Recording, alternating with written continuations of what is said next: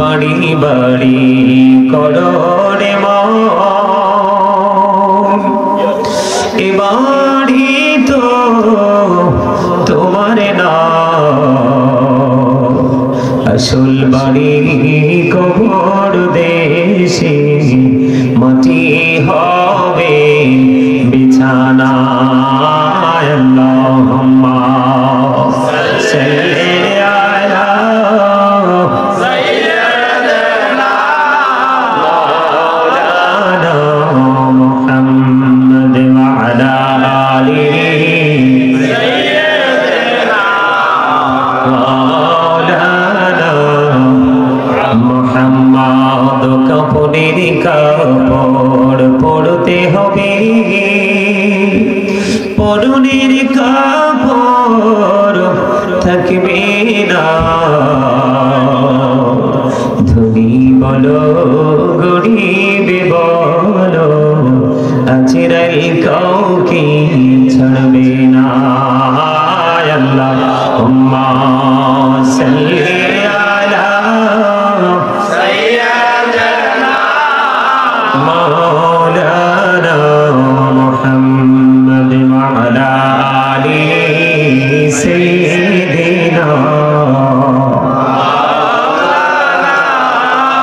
মুহাম্মদ মাটির নিচে বাড়ি মোদের ওই মাটির নিচে মোদের ঘর এই দুনিয়ার আপন যারা সবাই হবে মোদের পর আল্লাহুম্মা সাল্লি আলা সাইয়্যিদিনা মাওলানা মুহাম্মদ ওয়া আলা আলিহি মাওলানা মুহাম্মদ বান্দায় আছি বন্দেগি নাই বদহালাতে জিন্দেগি গুনায় গুনায় জীবন গেল আখিরাতে উপায় কি আল্লাহুম্মা সাল্লি আলা সাইয়্যিদিনা মাওলানা মুহাম্মদ ওয়া আলা আলিহি সাইয়্যিদিনা মাওলানা মুহাম্মদ মরণ যেদিন হবে তোমার কেউ হবে না সাথী আধার ঘরে থাকতে হবে কেউ দিবে না বাতি আল্লাহুম্মা সাল্লি আলা সাইয়্যিদিনা মাওলানা মুহাম্মদ ওয়া আলা আলিহি সাইয়্যিদিনা মাওলানা মুহাম্মদ ডাইনি মাটি বামে মাটি মাটি হবে বিছানা উপরেতে বাঁশের ছানি এই তো ঘরের নমুনা আল্লাহুম্মা সাল্লি আলা সাইয়্যিদিনা মাওলানা মুহাম্মদ ওয়া আলা আলিহি সাইয়্যিদিনা মাওলানা নবীর প্রেম ছেড়ে মানুষ ও তোমরা কোথায় আছো বুঝি না তোমার মায়ায় কাঁদছে নবীজি শুয়ে সোনার মদিনা আল্লাহুম্মা মুহাম্মদে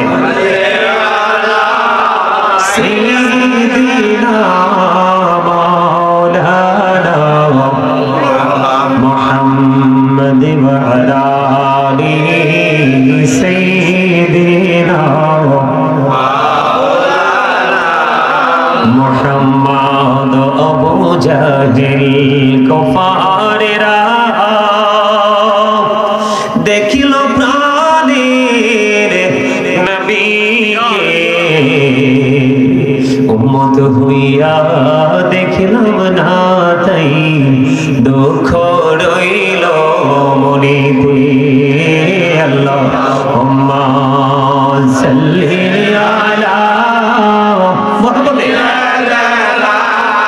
মাওলানা মুহাম্মদ ওয়া আলা আলিহি সাইয়্যিদিনা মোহাম্মদ মদিনার মাটির তুই যে বড় ভাগ্যবান তোরই মাঝে শুয়ে আছেন প্রাণের নবী দো জাহান আল্লাহুম্মা সাল্লি আলা مولانا محمد وعلى آله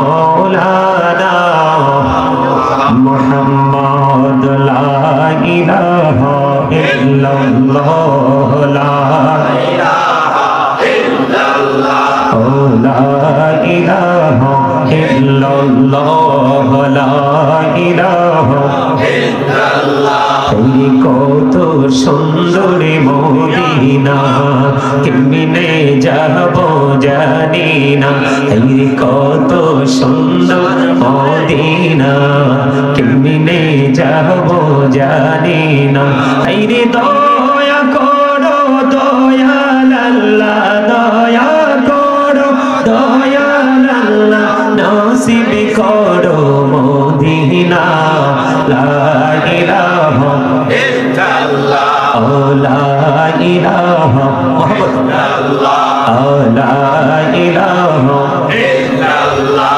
ভাইজান বল না কত দূর মদিনা কেমনে যাব জানি না ভাই বল না কত দূর মদিনা যাইতে এই মন দিবানা হাইরে দয়া করো দয়াল আল্লাহ দয়া করো দয়াল আল্লাহ নগো সোনার মদিনা লা ইলাহা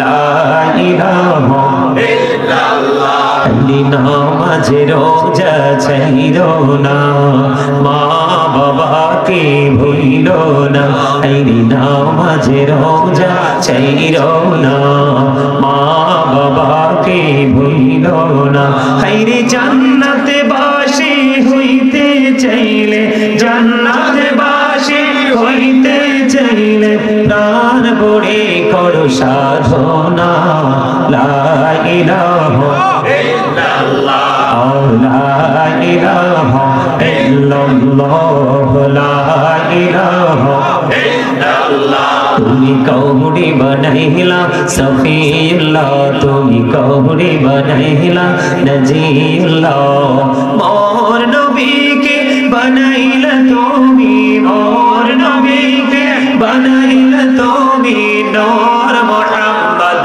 সাল্লাল্লাহু লা ইলাহা ইল্লাল্লাহ লা ইলাহা ইল্লাল্লাহ লা ইলাহা ইল্লাল্লাহ মুহাম্মাদুর রাসূলুল্লাহ সাল্লাল্লাহু আলাইহি ওয়াসাল্লাম আল্লাহ আল্লাহ আল্লাহ আল্লাহ আল্লাহ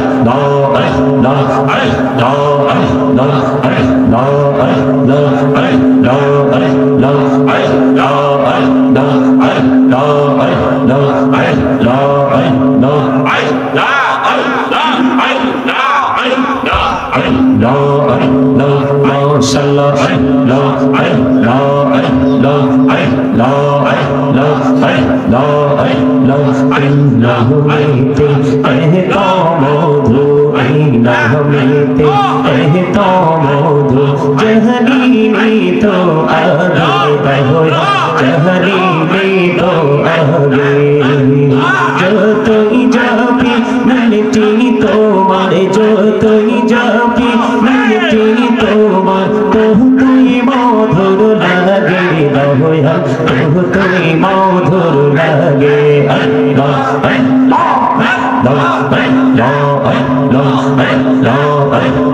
মাশাআল্লাহ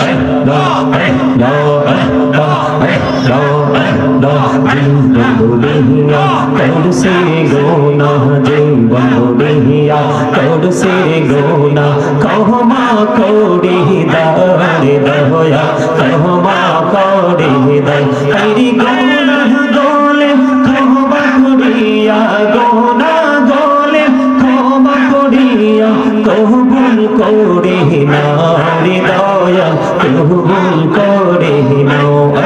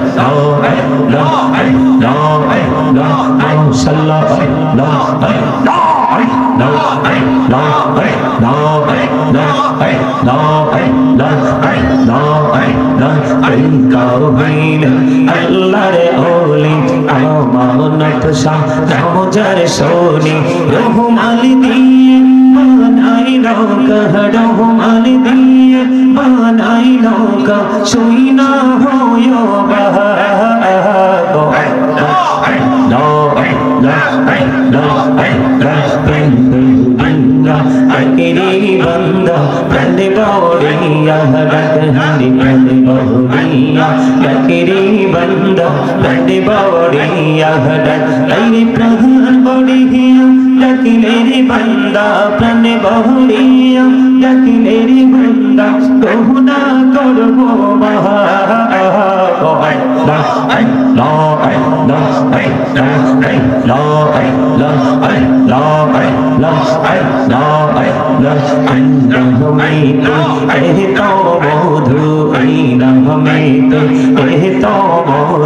जहनी तो आगे रहोया जहनी तो आगे जो तुई जापी मिटी তোমার যতই যাপি মিটি তোমার তহ তুই মধুর লাগে রে দয়া তহ তুই মধুর লাগে আল্লাহ আল্লাহ আল্লাহ আল্লাহ আল্লাহ আল্লাহ আল্লাহ আল্লাহ লা ইলাহা ইল্লাল্লাহ মুহাম্মাদুর রাসূলুল্লাহ সাল্লাল্লাহু আলাইহি ওয়াসাল্লাম। উপস্থিত মুআজ্জিজ মুহতারাম, দাড়িপাকা আমার মুরব্বী বাবারা, আমন্ত্রিত অতিথিবৃন্দ, যুবক ভাইয়েরা, পর্দার অন্তরালে রয়েছেন আমার মা বোনেরা, বিশেষ করে আজকে মরহুম মোহাম্মদ সামাদ আলী শিকদারের দ্বিতীয় বার্ষিক ওয়াজ দোয়ার মাহফিলের আয়োজন করা হয়েছে। মরহুম মানি ওনার যিনি মরে গেছেন, যিনি কি হয়ে গেছে, পৃথিবী থেকে চিরদিনের জন্য বিদায় হয়ে গেছে। আমরা মনে হয় যাইতে পারবো, যাবো না? না যাবো। এটা কি আমাদের বিশ্বাস আছে? সবার আছে। ওমা, আমি তো ভাবছি আপনাদের এই এলাকার নাম কি না, কেওড়াইল গ্রাম। আমি ভাবছি এই গ্রামের মানুষগুলো মনে হয় যে আজরাইলের সাথে একটা কন্ট্রাক্ট হয়ে গেছে। মাহফিলে অবস্থা দেখি আরে আমরা তো মুসলমান, আমাদের তো ব্যাকগ্রাউন্ড আছে, আমাদের ফিউচার আছে। All men will die, সকল মানুষকে মরতে হবে। অস্বীকার করার কোন সুযোগ আছে? আচ্ছা, আপনারা সবাই এত পিছিয়ে কেন বসছেন? আমার কাছে পুরো সবকিছুই এলোমেলো লাগতেছে। এই যে আমার সামনে পুরো জায়গা খালি, আপনারা সবাই পিছনে। কোরআন হাদিসের তথ্য অনুযায়ী নেয়ামত সব সামনে। নেয়ামত সব কই? নেয়ামত সব কোথায়? আর আপনারা এত সুন্দর জায়গা সামনে রেখে পিছনে কেন? কিন্তু এই দুইজন খুব অ্যাক্টিভ। এই যে দুইজন ওনারা আসিলেন এই পিছনে, আমি আসার পরে দেখলাম আস্তে আস্তে করে একেবারে আমার কাছাকাছি। এগুলো হলো বুদ্ধিমান মুসল্লির কাজ। আজকের ওয়াজ কিন্তু সব মানুষের জন্য নয়। আজকের আলোচনা হলো যারা বিচক্ষণতা বোধ যারা আছে, সেন্স এবিলিটি সম্পূর্ণ পারসন, যিনি বুদ্ধিমান মানুষ, যিনি ওনার জন্য হলো আজকের মাহফিল। এই মাহফিলকে সবাই সম্মান করতে জানে না, মসজিদকে সবাই সম্মান করতে জানে, আলেমদেরকে সবাই ভালোবাসতে জানে না। এটা হলো মুসলমানের সবচেয়ে বড় ব্যর্থতা। এটা কি সবচেয়ে বড় ব্যর্থতা? এই ব্যর্থতা যে কত বড় ব্যর্থতা, যেদিন আপনি আমি যেদিন ফিউচারে পা রাখবো, তার মানে ভবিষ্যৎ বর্তমান জীবন, কবর থেকে যে বাকি জীবনটা, ওই জীবনে পা রাখবেন যেদিন, সেদিন বুঝতে পারবেন এই জায়গাগুলোর যে আপনার জীবনে কত বেশি প্রয়োজন ছিল। সম্মানিত উপস্থিতি, এখানে আপনার অনেক আমন্ত্রিত অতিথি রয়েছেন, ওলামায়ে কেরাম রয়েছেন, দাড়িপাকা মুরব্বী বাবা রয়েছেন, যুবক বন্ধুরা রয়েছেন, পর্দার অন্তরালে আমার অনেক মা বোনেরা রয়েছেন। বিশেষ করে আজকে সোমেদ আলী সাহেবের আওলাদ যারা, বিশেষ করে আমার এই পাগল ভাই, উনি আমার অনলাইনে দেখে পছন্দ করেছেন, পরে সরাসরি কুমিল্লা চলে গেছেন। আমার এই ভাই সহ কুমিল্লা গিয়ে ওনার এই চেহারা, ওনার এই নমনীয়তা, ওনারা দুজনের দেখেই কিন্তু আমি এখানে আসছি। এই আমার এই ফার্স্ট এদিকে আমার পা রাখা। নামটা কি জানি? লিটন শিকদার সাহেব, ওনার বড় ভাই আছেন। আমি যে আসার পরে ওনার বড় ভাইয়ের বাসায় আমি অবস্থান করেছিলাম। তো মরহুম সোমেদ আলী সাহেবের আওলাদ সহ সকলের প্রতি আমার আন্তরিক সালাম। আসসালামু আলাইকুম ওয়া রাহমাতুল্লাহি ওয়া বারাকাতুহু। সম্মানিত উপস্থিতি, আপনারা এত সুন্দর করে দুরূদ পড়েছেন, জিকির করেছেন, সত্যিকারের আমার ক্লান্তি দূর হয়ে গেছে। আমি মুগ্ধ হয়েছি। আপনাদেরকে খুশি করার জন্য বলছি। আমি আপনাদের কাছে সারা রাত থাকার জন্য আসিনি। আপনাদের কাছে আমি কিছু সময় আলোচনা করব। এবার ঠিক আছে, আল্লাহ ছাড়া করো না, এটা একদম পারফেক্ট আমার জন্য। আপনাদের কি বুঝতে অসুবিধা হয়? এবার ঠিক আছে তো? একটু পাতলা না আওয়াজটা? এতক্ষণ একটু ভার লাগছিল। সম্মানিত উপস্থিতি, আমার আলোচ্য বিষয় আজকে দুটো। আমি সেই বিষয় নিয়ে পরে আলোচনা করব, তবে আপনাদেরকে বোঝানোর জন্য কিছু কথা বলবো। আমি যখন দুরূদ পড়েছিলাম, অনেকেই কিন্তু দুরূদ পড়েননি। দুরূদ পড়লে কি লস হয়? দুরূদ is the most excellent prayer Muslim religion. ধর্মাবলম্বীদের জন্য গুরুত্বপূর্ণ এক মহা ইবাদত হলো নবীর প্রেমের দুরূদ। সুবহানাল্লাহ, সুবহানাল্লাহ। বন্ধুরে আমার নবী, আপনার নবী তো জাহানের বাদশা নবী, সরকারি মদিনা, তিনি জানিয়ে দিয়েছেন জুমার দিনে কেউ যদি রাসূলকে ভালোবেসে মাত্র 80 বার যদি দুরূদ পড়তে পারো, সে আল্লাহ খুশি হয়ে তার 80 বছরের সগীরা গুনাহ মাফ করে দেয়। এখনকার মানুষ 80 বছর বাঁচেনি, কিন্তু ফজিলত কিন্তু মাইনাস করা হবে না।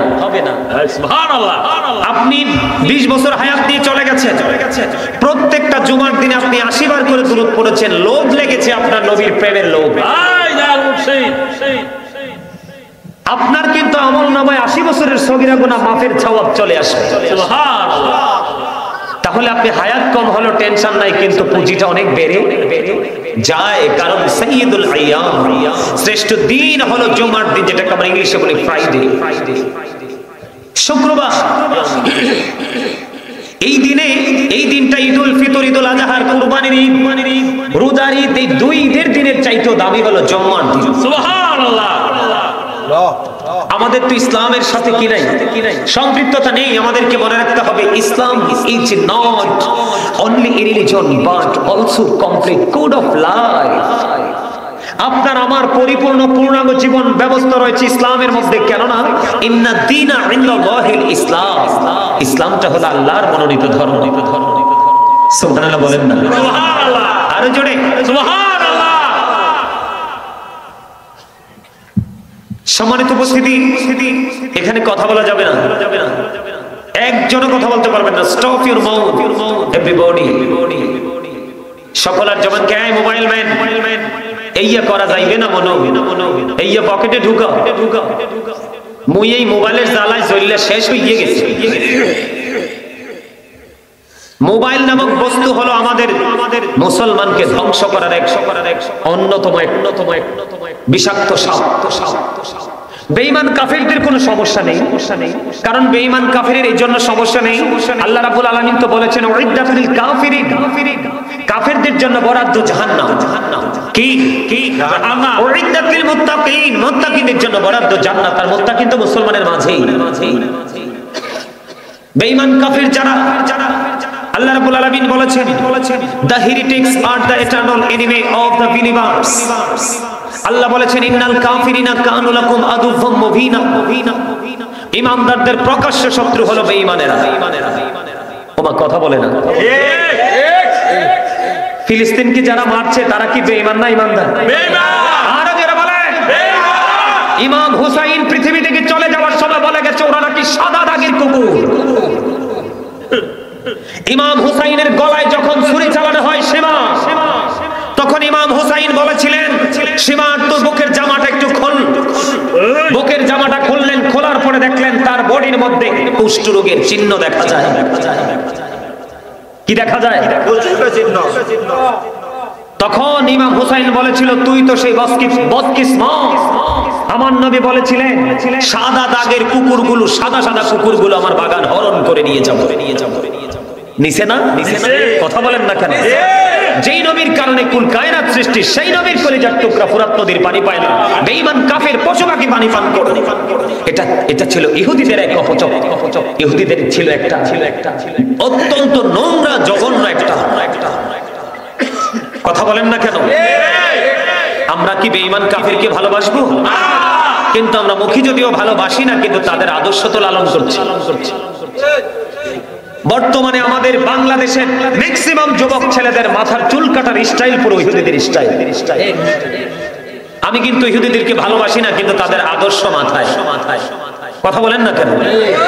আমার কথা আপনারা কষ্ট পাবেন না, জাস্ট আপনাদের সামনে শুধু আমি তুলে ধরছি।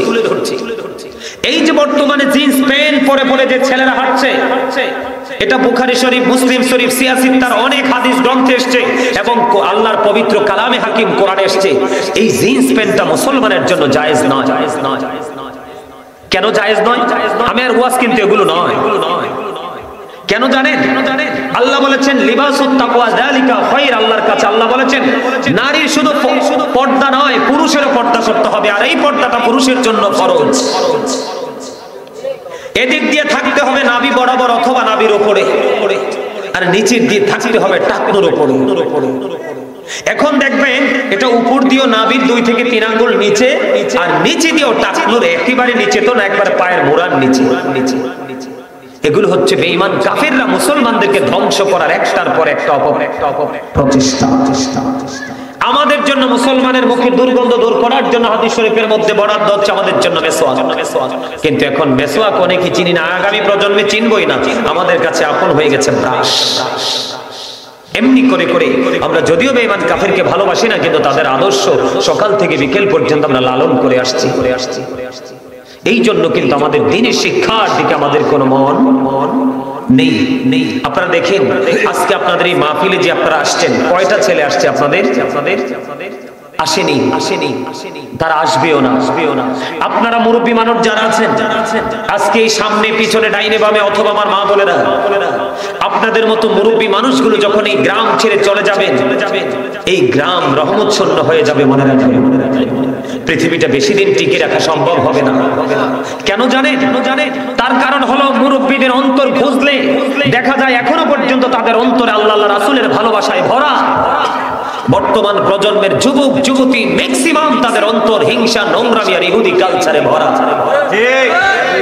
আপনি দেখবেন হাইয়া আলাস সালাহ বললে হাসতে পারে না, মুরব্বী মসজিদে চলে যায়, অথচ ইয়াং ছেলেরা রাস্তা ধারে গাছের নিচে মোবাইল টিপছে, কিন্তু তাদের কোনো খবর।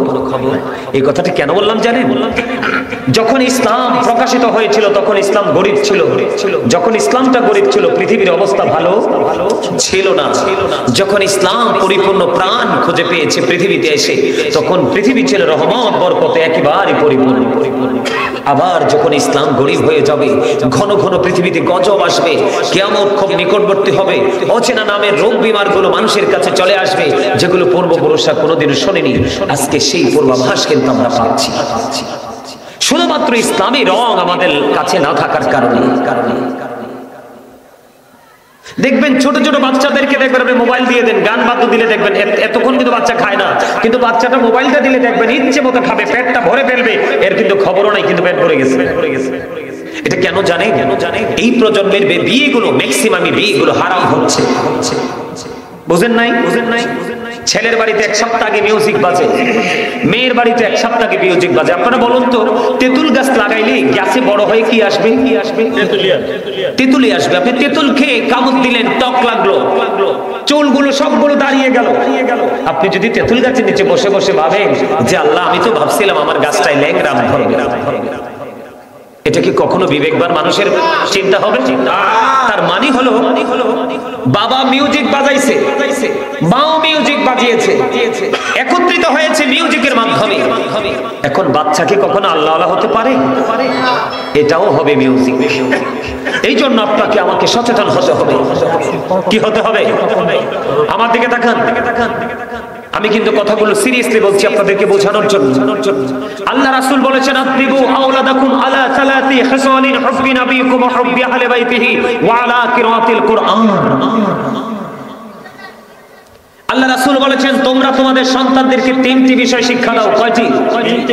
একটা হলো হুব্বি নবিয়িকুম, is the love of the prophet. নবীর ভালোবাসা শেখাও, কারণ নবীর প্রেম হচ্ছে ইমানদারের জন্য ঈমান এবং ফরজ। হুব্বি আহলি বাইতিহি, টিচ ফ্যামিলি লাভ। নবীর পরিবার, নবীর আহলে বাইতের ভালোবাসা শেখাও, কারণ তাদেরকে ভালোবাসা আমরা ঈমানদার হিসেবে আমাদের জন্য ফরজ। এরপরে বলেছেন ওয়ালা কিরাআতিল কোরআন, learn to recite the holy কোরআন। সুবহানাল্লাহ, কোরআন তেলাওয়াত শেখাও, কারণ আল্লাহ is all in all, follow his law and light for eternal success. আল্লাহ সবকিছুর মালিক, সবকিছুর মালিক আল্লাহ, কিন্তু তারপর আল্লাহ বলেছেন আমি তোমাদের জন্য দুটো জিনিস সেট করেছি। কয়টা? দুটো। একটা হলো ল, আরেকটা হলো এন্ড লাইট। লাইট হলো ইংলিশ শব্দ, এটার বাংলা হলো আলো, আরবিতে বলা হয় নূর। সুবহানাল্লাহ। আর ল ইংলিশ শব্দ, আর আমরা এমনি বাংলাতে কি বুঝি? আইন। কি বুঝি? আইন। যেমন আমরা একজন ব্যারিস্টারকে দেখলে লয়ার বলি না, কথা বলে না।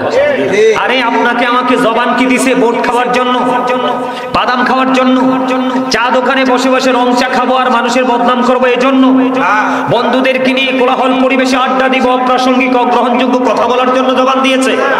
কেন দিয়েছে? আল্লাহ বলেছেন ফাদজান